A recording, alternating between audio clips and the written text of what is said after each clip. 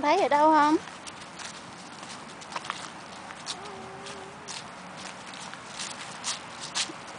Ít hoa quá con ha.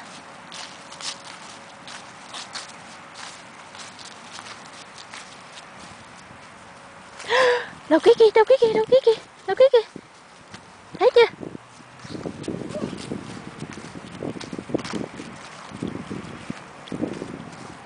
Ngồi xuống đàng hoàng chứ. Mấy cái.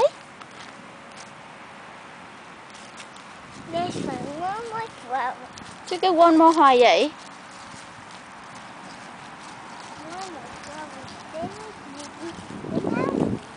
Hả?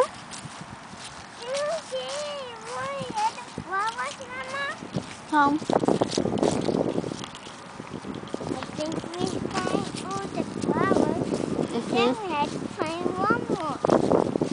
Tại sao?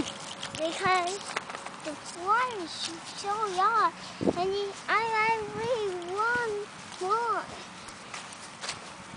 And then we go back to the purple playground.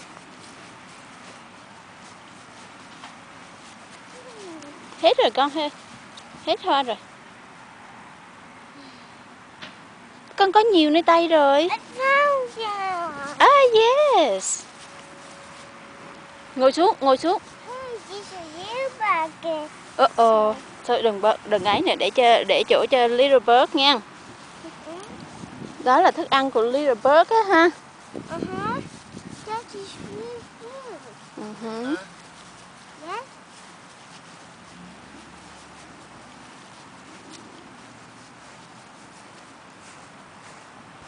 Ngồi xuống đàng hoàng chứ cứ chỏng mông lên như vậy. And you got all the flowers from the park. I got all the flowers. I don't think there's any more left.